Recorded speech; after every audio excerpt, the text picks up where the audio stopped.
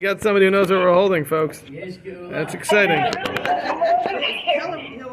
been teaching Derech Hashem, I want my own students to know what we're holding. That's good. Yeah, you see that? Now that she's teaching it, she also wants her students to know where they're up to. Tell her it's her morning to bring breakfast. Oh, yeah. Geula, your cousin says it's your turn to bring breakfast. Your aunt, I'm sorry. She says it's your turn to bring breakfast. I think it might be stale by the time it gets to you, though. You know, I guess you'll just have to bring it. That would be awesome. All right. All right, let's get cracking. Page 242, we were about to start with contrasting the Nevuah of Moshe to what we said earlier with the Nevuahs of the other. All right, we got one person who is paying attention. An unpolished, multiple lenses, series of lenses, and now we're going to talk about Moshe. All right, now we had our recap from last week's class. Okay. All right, so we are up to Hey. There you go. Uh-huh. See? Yeah, that's what happens when you're not here. I was here. That's what happens when you're here but not paying attention. I don't know. I have no idea. All right, whatever. We're up to Hey. You sure you were here? Okay. Last week All was right. the 14th, right? Last week was the 14th, right? Yeah, I took notes. Okay, wow. So where'd you get up to in our notes? Wait, where did we get up to in your notes? About clarity of the image is what I wrote. Yeah, well, that's kind of the whole chapter, so Right. No, I mean... not super descriptive. Okay, No, my notes. all right. They're my notes. Did you doodle? Do we have any doodling? I don't doodle. You don't doodle. That's a waste of time. Boring. Kidding. You can keep your notes to yourself then. Yeah. All right, here we go. All All right, so we're up to Hey. So what we talked about last week was the level of every prophet other than Moshe. Every other prophet, there were a lot of levels of clarity which the prophecy could be perceived with. And there were a lot of factors that really played into that. And basically the idea was that the neshama, which was the receiver for the nevuah, the neshama is going to receive that with a certain degree of murkiness, a certain degree of lack of clarity.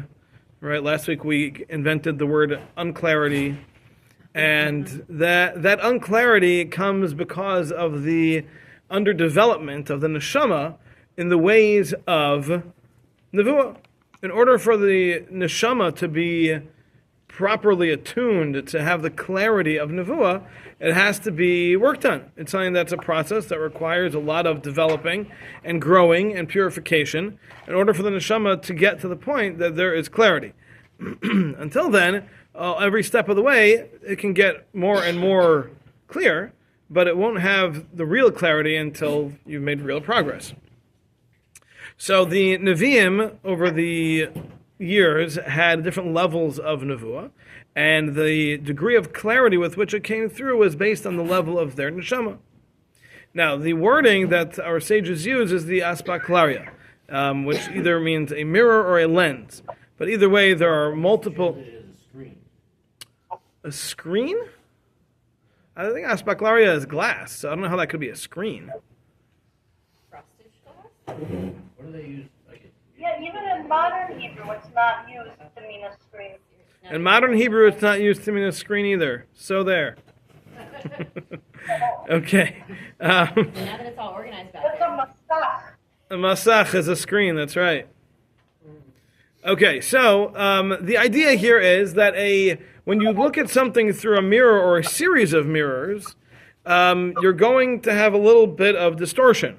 And even if it's clear, there's still a certain degree of unclarity that you have because it's bouncing off the mirrors. So when you look at things in a mirror, it's still different. You look through your rearview mirror, you see things, and you can see them with clarity, but it's still not the same as seeing it straight in front of you, right? It still has a different... The Gemara in Sukkah, yes. Yes.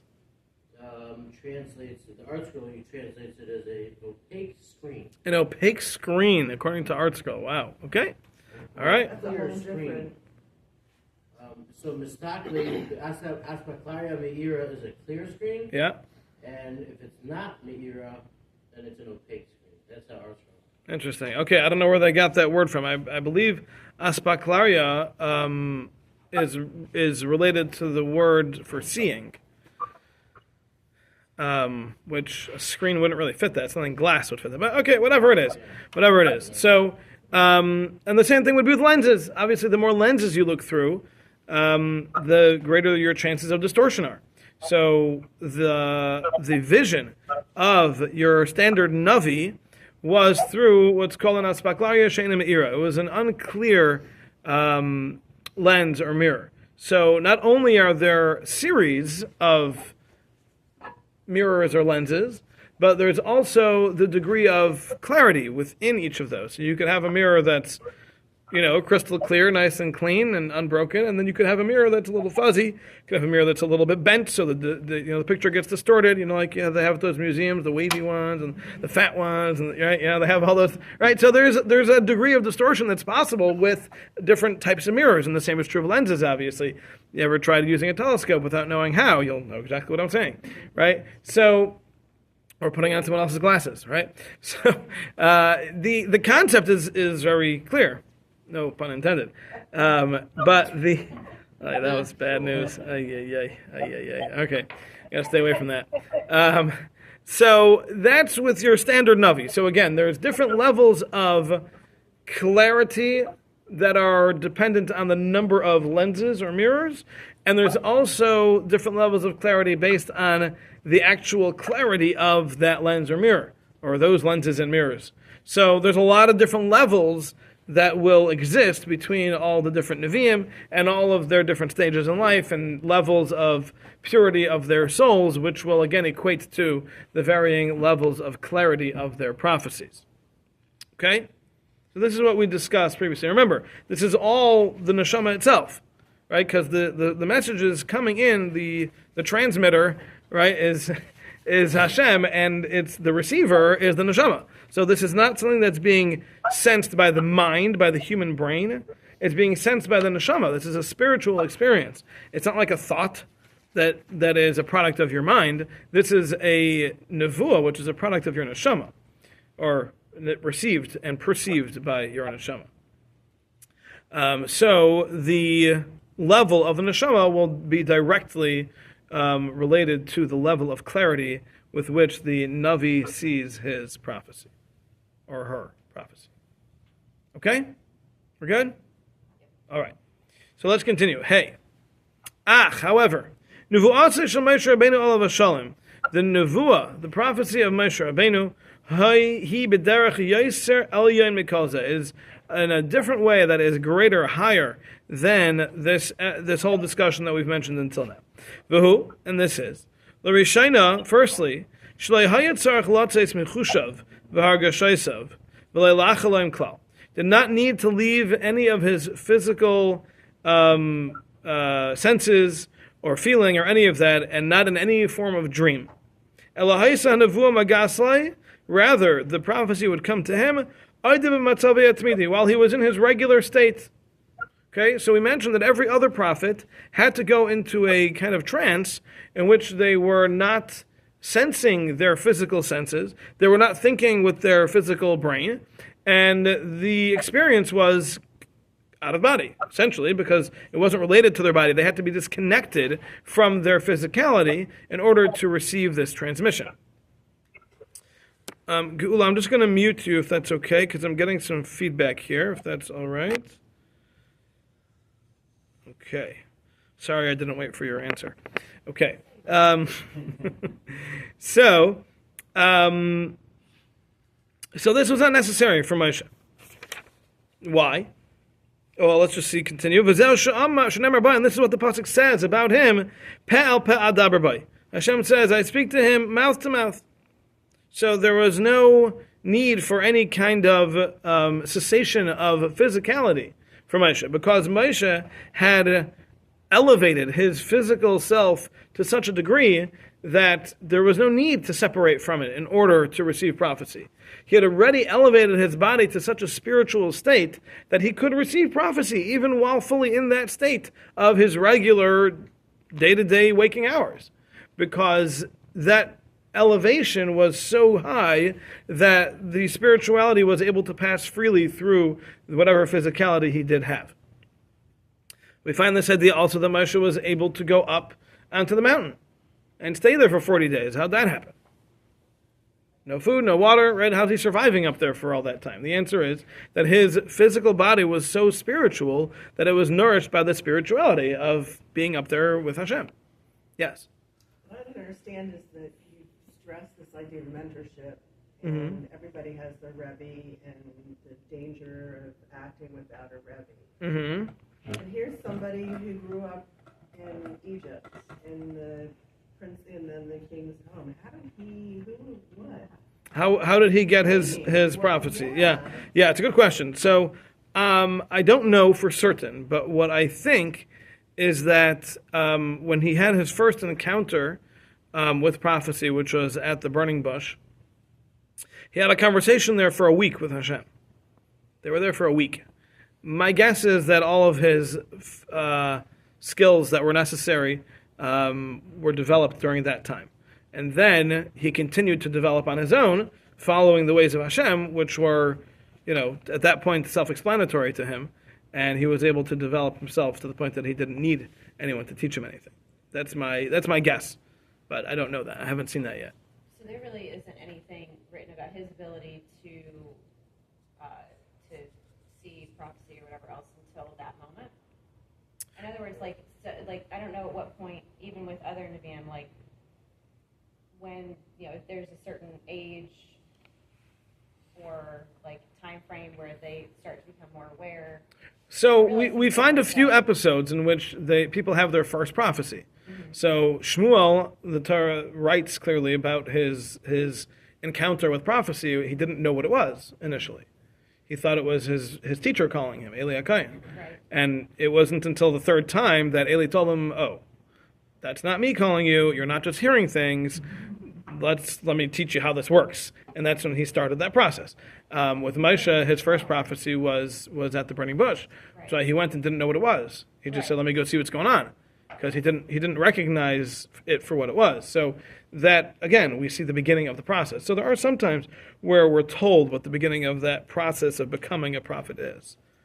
No, I was just going to say, it's there's not a specific timing, because I don't know how old, I know. I don't think there has to be a specific timing. Yeah, I don't think there has to be a specific timing. I don't think so. Moshe Rabbeinu's father was the leader of the generation. So he was the leader, but we don't have. Prior. Yeah, but we don't have any record that I'm aware of that he was a prophet. No. So being taught about prophecy from someone who's not a prophet is not. And he wouldn't have been taught anyway, right? He was one of the people who never sinned. Right, but that has nothing to do with prophecy. Sister was. Right. But it means That's that, true. that he'll be favorable, Oh, for sure. The question was that we learned earlier that prophets need to learn from other prophets. Right. The question is, how does the greatest prophet learn? So that was my thinking is that that was given to him directly from Hashem. That's my thinking. Yeah. Okay. So that's the first thing. V'haya misgala le'ha'inyan kemi sheraya mitech aspaklaria achas levad. In addition, the second thing is that Moshe was different than all other prophets in that when he saw a prophecy, it was seeing it through a single mirror or lens. And that one mirror or lens was polished, was clear, was crystal clear. Right? I don't think mitzvah tzachas works very well for screen. If we're thinking of screen like cloth or something like that, I don't think mitzvah tzachas is applicable to that, because mitzvah tzachas is like shined, polished. So the clarity that he had was not only through a single mirror or lens, but that was a perfectly clear mirror or lens. Okay? V'chein hayediyos, and so too the information, the knowledge. Hayamagiyos beberuan, they would come to him with clarity.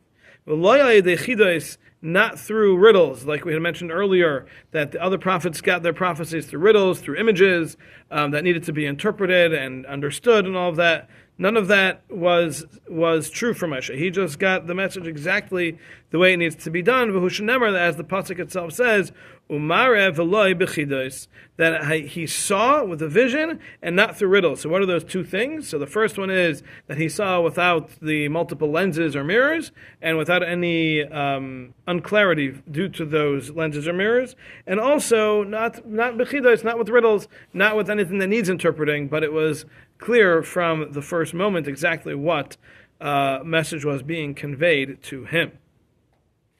I thought it was all that it was verbal, but that's not. What do you mean by verbal? Like, I thought God spoke to him. So now you're saying he sees also. Okay, so with every prophet, the prophecy includes something where Hashem speaks to the prophet. Now that speaking, though, at least from what Ramchal has explained to us until this point, has always been through some form of an image of some sort. Not like the type of speech that you'd hear, but more like the type of speech that you'd see. So it is a form of speaking, just not human type of speaking that is purely oratory and is perceived only by the sense of hearing. This was more the type of speaking that could be seen, similar to when we were at Sinai and we were able to see the sound. We were able to see the thunder. How do you see thunder? The answer is that there's a certain spiritual level that a person can reach, that their perception of things changes. It's not just the physical senses that are perceiving things, but the spirituality, the spiritual side of the person is seeing things. And that allows someone to see that which normally couldn't be seen. So the speech that would be heard, also from the way Ramchal has been saying it until now, is not referring to sound as much as it is referring to messages being relayed in image form. Now, I don't know that that's necessarily the case. He may go on to describe it differently as we move forward, but at least until now, that's the only thing he's mentioned, has been seeing. He hasn't mentioned hearing, really. I thought the burning bush was Hashem speaking to. Yes, but not like the kind of speaking like there was a little speaker in the bottom of the bush. It says mouth to mouth, but that's not. Right, but again, this is all euphemism. Hashem doesn't have a mouth, right? So it's all euphemism. Yeah. Thank you. Yeah. The movie got it Right. It says, but it does say peh el peh. Yeah, right. Meaning mouth. Peh means mouth, right? So what does that mean? Hashem spoke to him mouth to mouth. You don't speak mouth to mouth. You speak mouth to ears, right? If I talk to your mouth, that's not going to help. You hear it, right? I have to talk to your ears. I would also interpret mouth to mouth, meaning that if this is just maybe what I would infer from it, that could be totally off, is that Hashem communicated to Moshe, and Moshe was able to communicate back to Hashem, mouth to mouth. Which may be, but I don't know that would be the term that would be used. Because the wording is peh el peh adaber bai, that Hashem says, I spoke to him, peh el peh. It's not that we conversed, it's that I spoke to him, peh el peh adaber bai. I speak to him, mouth to mouth. So what does that mean? Right? You don't talk to mouths. Yeah, what is the kissing or the CPR involved? You know? Yeah. Oh, so that God. was my immediate thought went. I know. But then also, like you bring up the That idea. didn't even cross my mind. Really? That totally didn't even. No, That's funny. maybe I don't know. Right, that's you, Whatever. yeah. That's my first thought. But no, I was thinking about when you were talking about like at Sinai when you could see thunder and all that stuff. Like there are people in the world now Yeah. who synesthesia, like they can do that. They can see So sound. Like, they feel. They can sense it. It's interesting. My brother has it. It's very weird, like the way he describes it. But like, you can feel colors. That you see the color, but it's like there's a feeling or a sound that is associated with it. So it's like it's a crossing of your senses. And so almost what it sounds like, but it's like it was embodied in every single person who was there. And like maybe I don't know, either that or mouth to mouth meaning telepathic. I don't know. Well, why can't it just mean what he says? Because I'm trying to put it in my brain and associate it with something that I already know. Right. So that's not healthy, though. Well, so- Right? That's how learning works. Though. No, though. But well, This is not, we're not to take this literally. Yeah. it can't be literal. Hashem doesn't have a mouth, so it can't be literal. So that's off the table. Okay. But if there's a message to be communicated, Yes. how is it that Well, seeing maybe it, Hold on. how because is it we've that been seeing doing it doesn't leave it open for interpretation? a lot of the Hold on. One second. reflections that One second, please, Gula. One second. Just a minute. Your I'm sorry. the message here, the way Ramchal is saying it, is that when the pasuk says "Pe'el pe'adaber bay," that Hashem says, "I speak to him mouth to mouth." What that means is that there was no need for any cessation of the physicality. Moshe was continuing in his regular day and his regular normal functionings, and that's when Hashem spoke to him, which was different than all other prophets. So Hashem here is describing what makes Moshe different than everybody else, and he says, I speak to him mouth to mouth. What that means, according to Ramchal, is that he was fully awake and aware and functioning as he normally would, because he was on such a high spiritual level, that that level allowed for regular communication. So is then the description of seeing through a clear, highly polished lens also not describing what was happening? Because if you're seeing something, you're not getting the whole information, because What do you mean? what was, like, was Hashem giving Moshe the instruction to take the Jews out of Egypt by showing him the whole thing before it happened and showing the movie? I mean, Okay, so like, how we've is that not open Okay, to okay. interpretation? So what you're asking is what exactly were all these messages and what did they look like? So what Ramchal has said is that they come in all sorts of different types. And some of them are just information about a future event. Some of them are a better understanding of something that is happening or exists or has happened in the past or will happen in the future. Some of them are messages that need to be relayed. Some of them are just for the prophet himself. So they can be all sorts of different things. So anything that you just suggested, yes, all those things could be in any given prophecy. So, but that's not limited to Moshe. That could be true of any prophecy. The specific prophecy that we're dealing with here is how Moshe's was different from all other prophets. And in that sense, he's saying that what the pasuk here is telling us is that it was with a degree of spirituality that Moshe didn't need to change at all. That was just the way he was all the time. And secondly, that the degree of clarity was qualitatively different than all our other prophets. All the prophets had a degree of interpretation that was needed, and they had a degree of understanding that was needed to be put into it, and they had a degree of unclarity of their vision of whatever this message was, and receiving it. Moshe had none of that. Moshe got a clear message, straight off, no interpretation necessary. He saw exactly what he needed to see, and that was it. No metaphors, no allegories. No metaphors, no riddles, nothing. So like at the sneh, Mhm. which was a burning bush. Yes. So there was a flaming bush. Mhm. But to us, there's got to be some metaphors there. There's certainly a message in the symbolism there. Of course there is, but that wasn't the prophecy. Moshe's seeing that wasn't necessarily the prophecy itself, although some say it was. Some say that it didn't actually exist. It was just a prophecy. Right? We learned about that. But according to everybody else, no. It was an absolutely physical bush that had a spiritual fire on it that represented Hashem himself. There's a pasuk called it a mount. Right. But that's not the prophecy. I mean, that's perceived in prophecy according to one opinion. According to the other opinion, that was perceived physically, and then the conversation was the prophetic part of it. But either way, the symbolism is still there regardless, but that wasn't the actual prophecy according to most. And I think the simple understanding of the Parsha Shlach, when Hashem is telling Miriam that, Miriam, you can't complain against Moshe Rabbeinu for separating from his wife because So obviously it wasn't meant to mean, it's clear that it's a description of why he's different. And it doesn't have to mean something that's hard to fathom in terms of a relationship between the conversations between Hashem and Moshe. Why is, I don't understand the struggling. I think people want to know what does para double by mean, because you can interpret it however you want. So let's say, Because it can't mean anything literal. So it's got to be something else. right, so let's say So, you're having a conversation. yeah, So what's talking? your mouth. Okay, so what's the problem? Because your mouth isn't talking to my mouth. Your mouth is talking to my ears.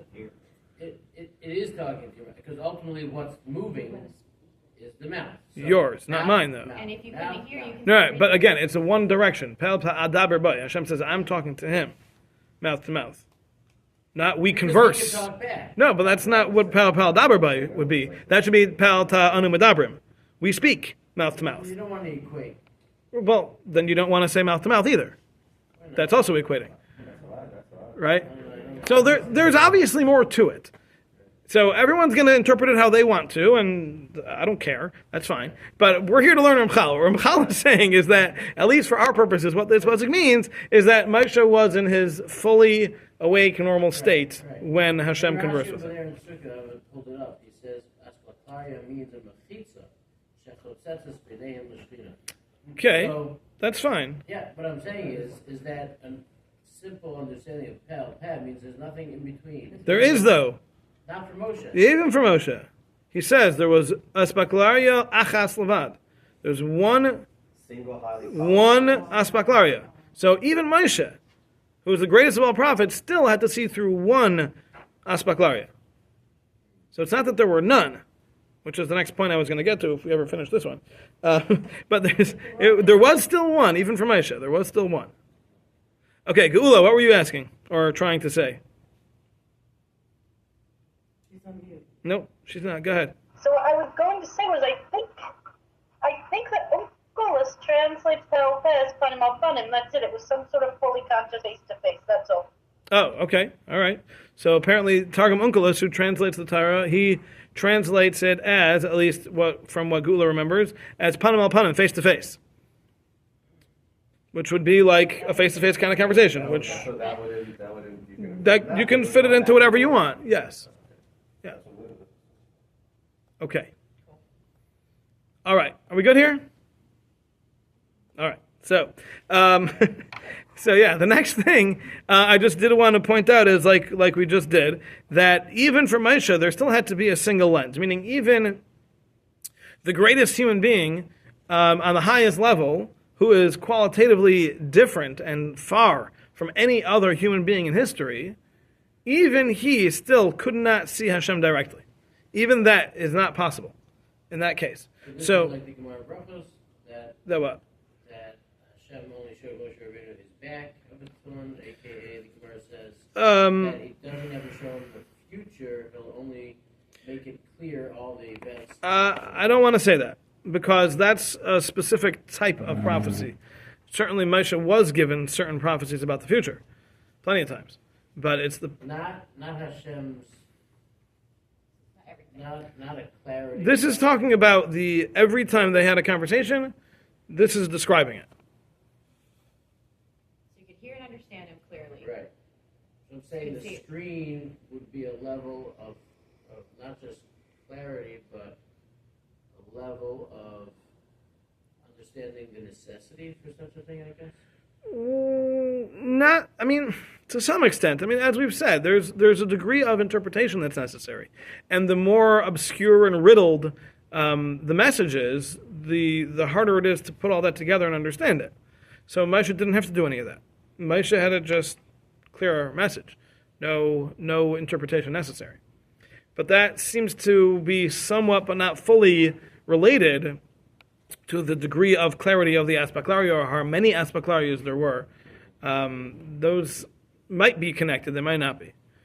Yeah. Aspaklarias are the singular. It only says one aspaklaria. So Moshe had one, everyone else had multiple. So what, I mean, okay, to say it's a clear glass or a translucent screen or whatever it is, Mm-hmm.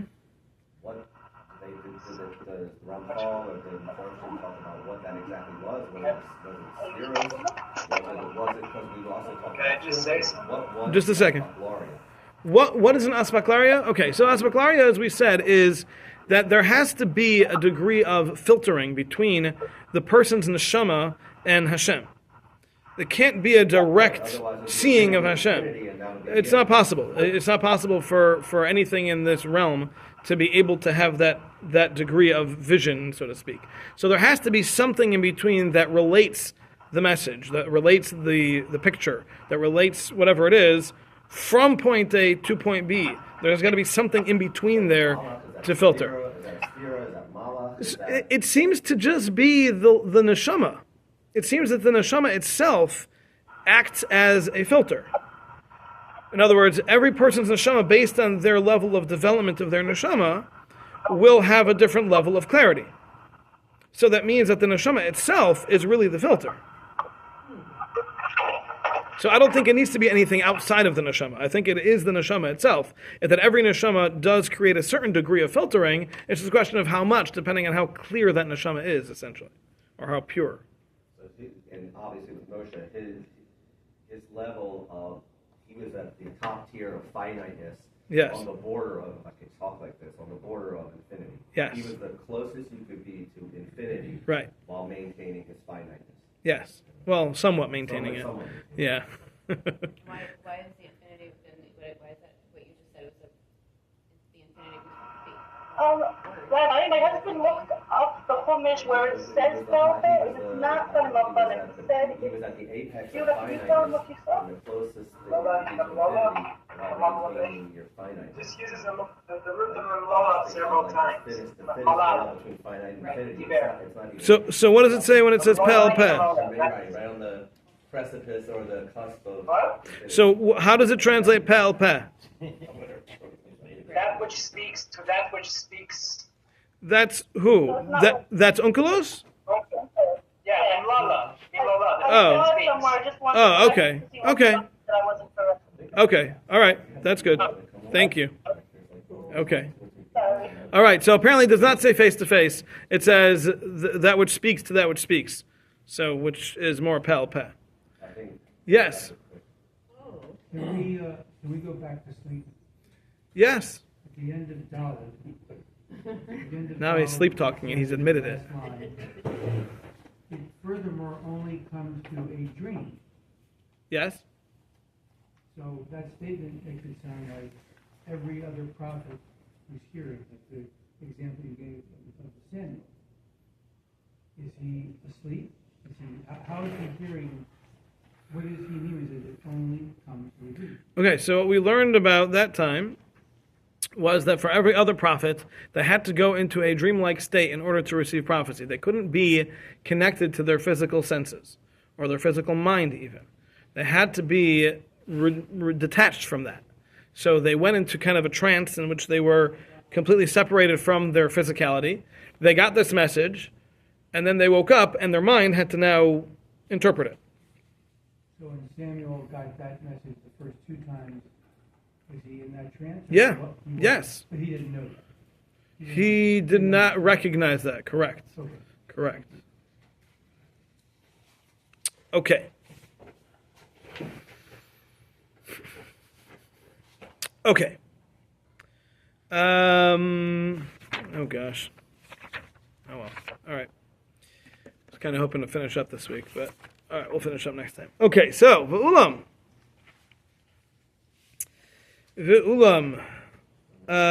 Or actually, let me point out one thing first that he brings here on the bottom. In Adir B'Maram, Ramchal, which is another one of Ramchal's works, he writes that the aspaklaria of Moshe was like clear glass, while that of other prophets was like a mirror. Okay? So there has to be something in between. Can't be direct, but clear glass is different, obviously, than a mirror.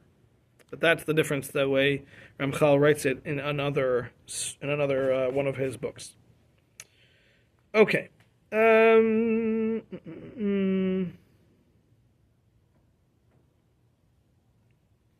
Okay. All right. Continuing on. V'ulam. However, gam loy haya hakavod mizgala. But even to Moshe, the glory of Hashem, meaning the direct vision of Hashem himself, was what was revealed to him. That which was able to be received by Moshe on his lofty level. It's like seeing the vision in a mirror. So it's like seeing the vision, the picture in the vision. So it was a degree of clarity of seeing a picture of something without seeing the thing itself. Okay, and today, it's kind of easier to understand that. It's like seeing a movie, right? Seeing a video of something. You're not seeing the thing itself, but you're seeing a very good representation of it, right? And the higher quality, you got the I don't know what they're up to these days, 4Ks and HDs and whatever other letters they add after the names. The clarity becomes significantly different. So that's what Moshe had. Moshe had a clarity of vision that he saw like a video of Hashem, so to speak. And that's how clear it was. As opposed to everyone else who was kind of getting, remember back in the day we used to have cassettes and you'd record over. You'd kind of get a little bit in the background of the previous recording. You do it a bunch of times. It's about once you've recorded over it 5 times, you couldn't really make out much of anything. That's kind of the way it would be for other Nevi'im, perhaps. Wow, I'm almost the youngest one in the room. Yes. Okay, Something our children would never experience. that's right. You got to get a track recorder. That way you don't have to worry about it. Okay, so kizula zeh, because if not for this, it's impossible for any created being to perceive Hashem, his creator. But it was in a way, it was at least, or at most, whatever, it was clear. This image that he saw of Hashem was a clear image. Again, it wasn't Hashem himself. It was like a movie, but it was Hashem himself. It was like seeing Hashem himself. And he was experiencing that with clarity.